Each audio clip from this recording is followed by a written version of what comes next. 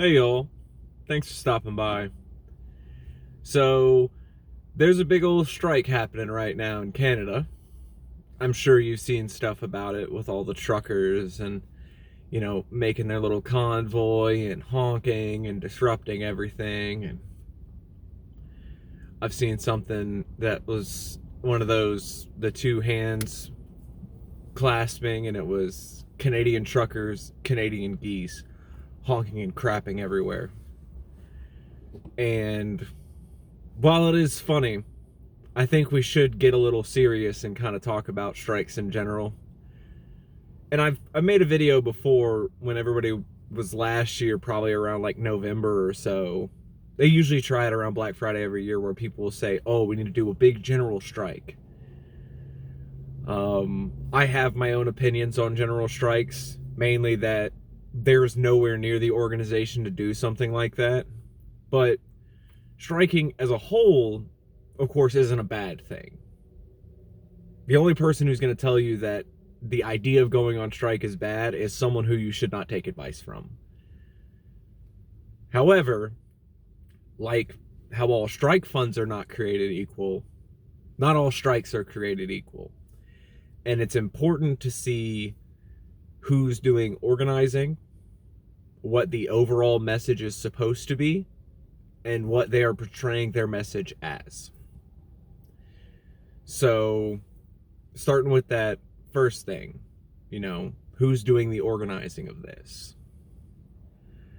I do think that it's interesting when it comes to this Canadian trucker convoy that the idea is that it's about vaccine mandates and that people want to have their own choice whether they want to be vaccinated or not. But of the top organizers of this, 6 of these people voluntarily were vaccinated. So the people on top aren't a representative of what they're saying that they're doing. The second part, what's the message supposed to be? I honestly, just with anything you do, I think that's important. It shouldn't just be about aesthetics for you. It shouldn't be about who's in the groups. It should be about what the groups are doing. Now, fair enough, if you do any kind of groundwork like that, real world stuff, I mean, even online stuff, the people who you associate with, most often they're going to have the same kind of ideas as you, so you might fall into those same kind of groups when you do this kind of organizing. But that shouldn't be your deciding factor. It should be about, what is this meant to be doing? And if you agree with what they say they're supposed to be doing, it's probably a good fit for you. But then comes the third thing I mentioned. What are they actually doing, and does it reflect what they say their stated goal is?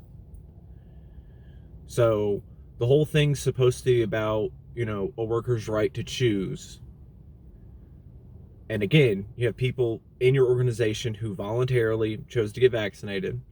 You have people who are going after political figures, which I don't have an issue with people, protesting your political figures. Yeah, you should be able to do that. But when it's violent threats, when it seems like your focus is, instead of changing the law, it's changing the person in the chair, maybe reevaluate some things. Now, I'm not saying that getting a person out of the chair and getting a new person in the chair might not accelerate your goals, but you should make that very obvious that what you're doing is for making changes to law or changes to the system, not just changing who's in the chair so you can get who you want in the chair. Most of the time when you fight with that in mind, you're just trying to remove one leader and put another leader in, nothing changes with that. Or the changes get worse, because most of the people who try and get into power, when there's something like that happening, all they want is the power. They don't want to help anybody. They just know that there's about to be a vacuum and they capitalize on that. So keep that in mind. But my personal thoughts on this caravan, I don't like it. But that's mainly just because, you know, I don't see the harm in taking a vaccine. Especially with that kind of industry.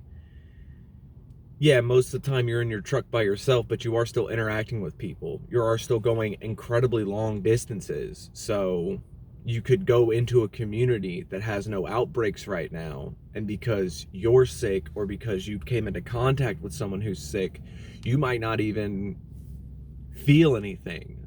But, you know, it's germ theory. Just you touching on stuff and shaking people's hands and handing them paperwork for them to sign. Y'all do realize that's how disease spreads, right? So it would make sense for your Department of Transport to require vaccinations. And that's even a bigger thing too. If this is federal regulate, I don't know Canada's transport laws, but like for the United States, we have Department of Transport. They have to do insane amounts of checks to keep their jobs. You know, most jobs in the United States do drug testing. DOT, they watch you when you get drug tested. They physically have someone in the bathroom with you, looking at you while you use the bathroom to ensure that you're not faking your drug tests. That's part of your contract. That's what you do to do your job. So the issue is you either have an issue with your contracts with your company or you have an issue with the laws with your federal government.